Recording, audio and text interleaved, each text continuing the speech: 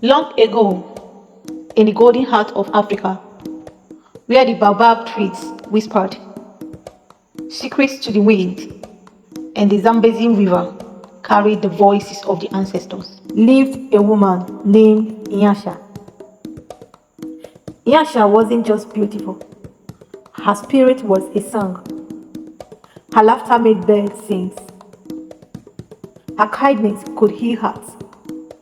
She was married to Mandla, a strong hunter, admired by many. Their love, it was like the moon, untied, gentle, deep, and eternal. Then came Zalika, the woman with eyes like sharpened obsidian and lips that spoke honey, coated poison. Mandla's heart wandered, and soon, despite Nyasha's tears, he took Zalika as his second wife. Nyasha's heart shattered, but she never screamed. She wore her pain like a shawl, silent but heavy. She went to the river each morning, whispering to the spirits, not for revenge, but for strength. One harvest night, Mandla fell. His skin turned pale, his breath grew thin, and within 3 sunsets, he was gone. The village wept, but Nyasha wailed a sound that cracked the soul, a sound that reached the heavens. Strange symbols marked his chest, symbols only known to witches who dance with shadows. The Mokuru, the village seer, cast the bones. The truth spilled out. Zalika had poisoned Mandla with the root of the Motupa tree, a root that kills slowly, feeding on regret. Nyasha said nothing, but her silence was the thunder before the storm. At dawn, she lit a fire by the river where Mandla first promised her forever. She sang not for the living, but for the dead.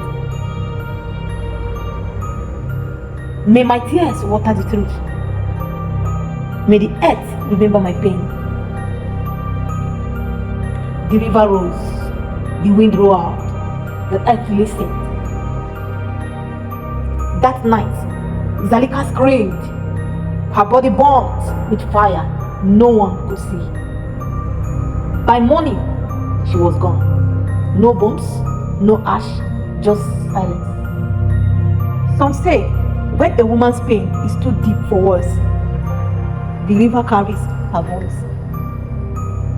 Nyasha vanished beneath that water, but her story had only just begun. Far from the village of Mandla's betrayal, beyond hills lined with fire trees, stood another village, peaceful, untouched by sorrow. There a young girl named Tariro was born. She had eyes like deep pools, and when she cried, the rain would fall, even on cloudless days. They called her Child of the River. They said she was cursed, but the old ones, they knew. They saw Nyasha's spirit in her gaze. Years passed, the river dried, the crops died. The elders, desperate, sought the river spirits. The Mokuru, now blind, old as stone, spoke only one word, Nyasha. Guided by dreams and whisper on the wind, Tariro wrapped herself in her mother's clothes. She sang the song Nyasha once sang, but this time not for death, but for rebirth. May my tears awaken the earth. May the river return, not for sorrow, but for life.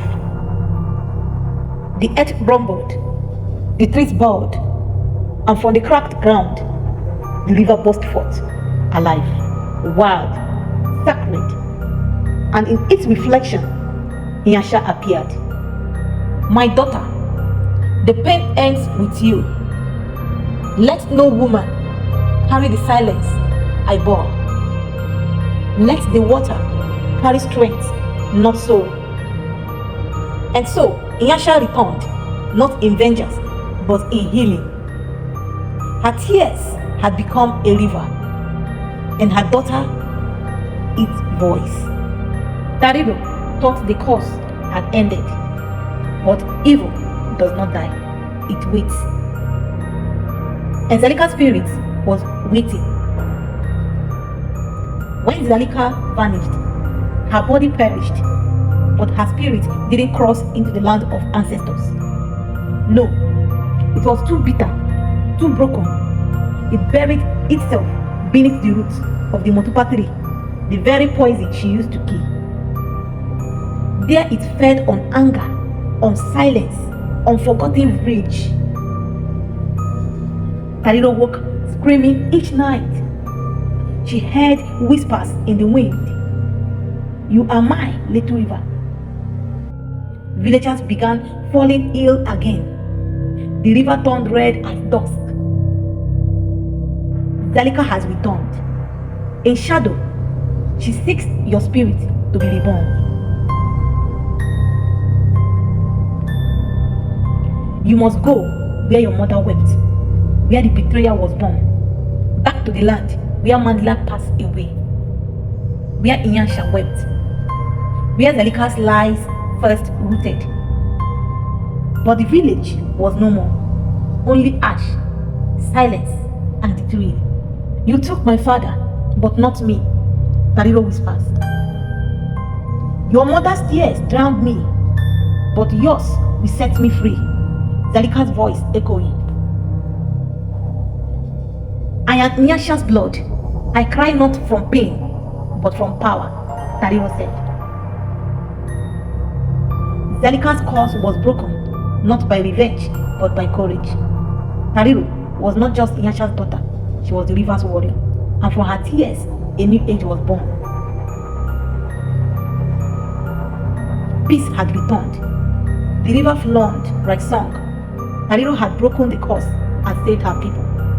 But true power never rests, and the river had one final secret to reveal. Tariro, child of pain, daughter of life, the world still thirsts for you.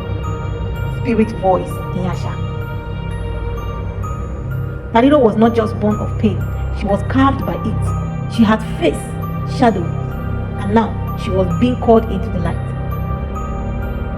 The river chose me once, but I wept in silence. You, my daughter, you wept and stood. You fought, you healed. You must now rise, Nyasha said. What am I becoming? Tariro asked. Not just a girl, not just a survivor. The river had made her its guardian. The rivers of the east have dried. The spirits have turned silent. Messenger arrives. Tariro knew her task was not over. The battle was never just hers.